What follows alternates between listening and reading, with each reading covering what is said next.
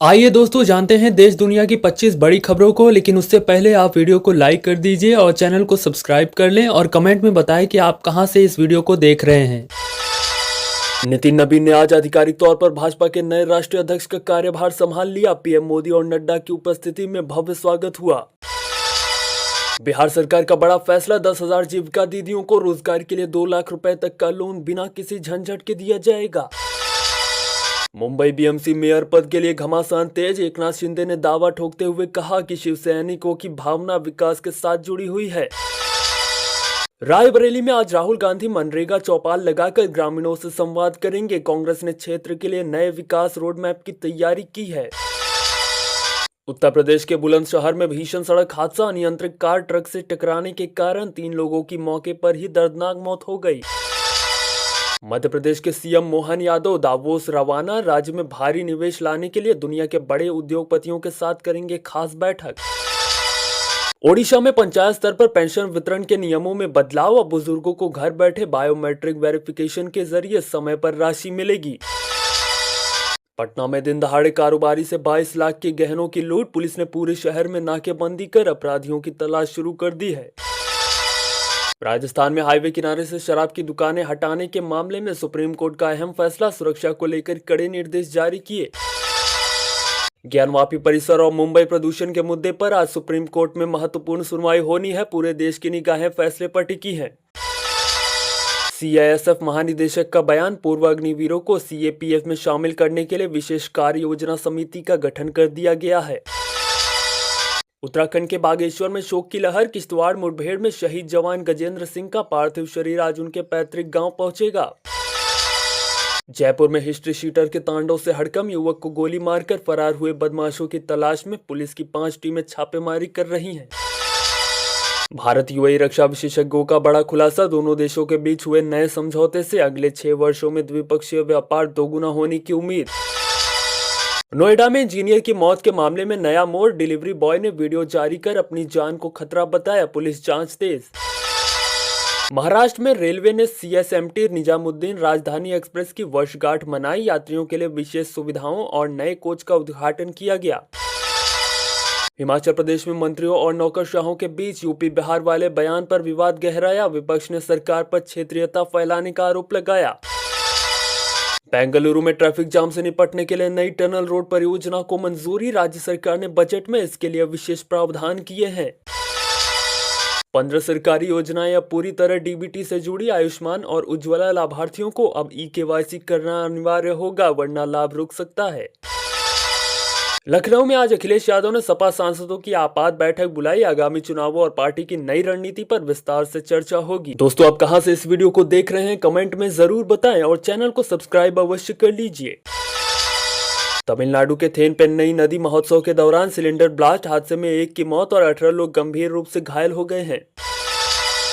मध्य प्रदेश में मंत्रालय के पास बड़ी संख्या में गोवंश की हत्या का मामला गरमाया, हिंदू संगठनों ने विरोध प्रदर्शन कर दोषियों पर कार्रवाई मांग की। ओडिशा में राष्ट्रीय राजमार्गों के निर्माण में तेजी लाने के लिए केंद्र ने 5,000 करोड़ का अतिरिक्त फंड जारी किया, कनेक्टिविटी होगी बेहतर। पश्चिम बंगाल के बेलडांगा में हुई हिंसा के मामले में पुलिस का खुलासा, अब तक 30 आरोपी गिरफ्तार, 100 से अधिक की पहचान की गई। 8वें वेतन आयोग की चर्चाओं के बीच सरकारी कर्मचारियों के लिए बड़ी खबर, पेंशन और ग्रेच्युटी नियमों में संशोधन का प्रस्ताव कैबिनेट को भेजा गया। वाराणसी के घाटों पर पर्यटकों की सुरक्षा के लिए स्मार्ट सर्विलांस सिस्टम लागू, अब हर गतिविधि पर एआई कैमरों से रखी जाएगी पैनी नजर। राजस्थान के जयपुर में जेके लोन अस्पताल में छेड़छाड़ के आरोपों पर बवाल, परिजनों ने अस्पताल प्रशासन के खिलाफ जमकर विरोध प्रदर्शन किया। मुंबई के समुद्री तटों पर प्रदूषण को लेकर बॉम्बे हाईकोर्ट सख्त, बीएमसी को तटीय सफाई के लिए आधुनिक मशीनों के इस्तेमाल का निर्देश दिया। पटना में मेट्रो प्रोजेक्ट के दूसरे फेज का काम शुरू, सड़कों पर ट्रैफिक डायवर्जन लागू होने से आम जनता को थोड़ी परेशानी का सामना करना पड़ा।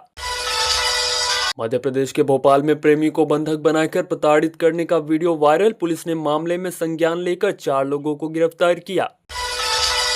दिल्ली एनसीआर में प्रदूषण का स्तर फिर 400 के पार, अक्षरधाम और आनंद विहार इलाकों में धुंध की वजह से विजिबिलिटी काफी कम दर्ज की गई। केंद्रीय शिक्षा मंत्रालय का बड़ा फैसला, प्रतियोगी परीक्षाओं के लिए ग्रामीण क्षेत्रों में मुफ्त कोचिंग सेंटर पीएम अभ्यास योजना के तहत खुलेंगे। महाराष्ट्र के पुणे में आईटी सेक्टर के लिए नई वर्क फ्रॉम एनीवेयर पॉलिसी पर विचार, स्टार्टअप्स को बढ़ावा देने के लिए सरकार देगी विशेष सब्सिडी। हरियाणा में पंचायत चुनावों की सरगर्मी तेज, राज्य निर्वाचन आयोग ने मतदाता सूची के पुनरीक्षण के लिए विशेष अभियान चलाने के निर्देश दिए। असम में सीमा सुरक्षा को लेकर गृह मंत्रालय की हाई लेवल मीटिंग, आधुनिक सेंसर्स और ड्रोन पेट्रोलिंग बढ़ाने पर बनी व्यापक सहमति। झारखंड में मुख्यमंत्री ग्राम सड़क योजना के तहत 200 नए पुलों का निर्माण होगा, सुदूर ग्रामीण इलाकों को मुख्य शहरों से जोड़ा जाएगा। छत्तीसगढ़ में धान खरीदी केंद्रों पर अनियमितता की शिकायतों पर सीएम सख्त, दोषी अधिकारियों के खिलाफ तत्काल निलंबन की कार्रवाई के निर्देश दिए। पंजाब में ड्रग्स के खिलाफ विशेष ऑपरेशन क्लीन जारी, अंतर्राष्ट्रीय सीमा के पास से भारी मात्रा में नशीले पदार्थ और हथियार बरामद। गुजरात के गिफ्ट सिटी में नए फिनटेक स्टार्टअप्स के लिए टैक्स छूट की अवधि बढ़ाई गई, भारत को ग्लोबल हब बनाने की दिशा में बड़ा कदम। आंध्र प्रदेश के विशाखापट्टनम में नए पोर्ट टर्मिनल का उद्घाटन, समुद्री व्यापार को गति देने के लिए अत्याधुनिक तकनीक का होगा उपयोग। कर्नाटक में कावेरी जल विवाद पर सर्वदलीय बैठक आज, राज्य के हितों की रक्षा के लिए कानूनी विकल्पों पर चर्चा करेगी सरकार। केरल में पर्यटन को बढ़ावा देने के लिए नाइट टूरिज्म प्रोजेक्ट लॉन्च, प्रमुख शहरों में रात के समय भी खुलेंगे सुरक्षित पर्यटन स्थल। तेलंगाना में कृषि ऋण माफी योजना का तीसरा चरण शुरू, लाखों किसानों के खातों में सीधे पैसे ट्रांसफर करने की प्रक्रिया शुरू हुई। गोवा में पुराने इंफ्रास्ट्रक्चर को हेरिटेज लुक देने की योजना, पर्यटन मंत्रालय ने पुराने पुलों के सौंदर्यीकरण के लिए बजट पास किया। त्रिपुरा में अगरबत्ती उद्योग के लिए नई सब्सिडी स्कीम, स्थानीय कारीगरों को मशीन की खरीद पर 50% की छूट देने का फैसला। मेघालय के जैविक खेती को बढ़ावा देने के लिए विशेष मिशन, किसानों को जैविक खाद और बीज मुफ्त उपलब्ध कराने का लक्ष्य रखा गया।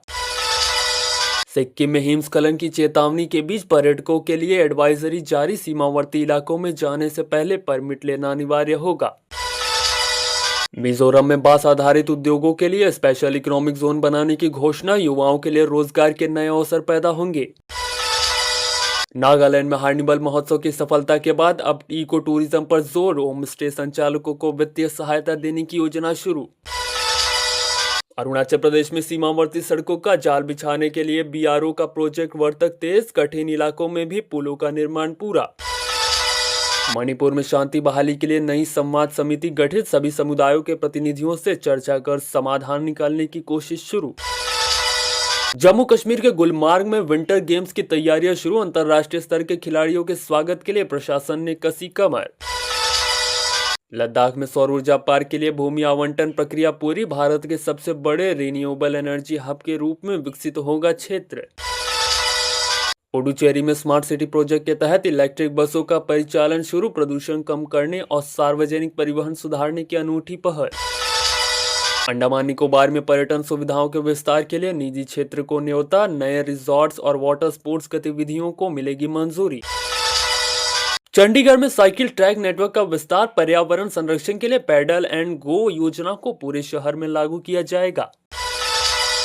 दादरा नगर हवेली में जनजातीय कल्याण के लिए नए कौशल केंद्र खुले, स्थानीय युवाओं को तकनीकी शिक्षा प्रदान कर आत्मनिर्भर बनाया जाएगा।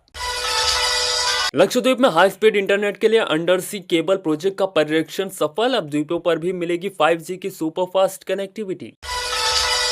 भारतीय रेलवे ने 500 स्टेशनों पर जन औषधि केंद्र खोलने का लक्ष्य रखा, यात्रियों को सस्ती दरों पर जरूरी दवाएं प्लेटफॉर्म पर ही मिलेंगी। इसरो की बड़ी घोषणा, चंद्रयान के बाद अब शुक्रयान मिशन की लॉन्चिंग डेट तय, अंतरिक्ष विज्ञान में भारत रचेगा एक और नया इतिहास।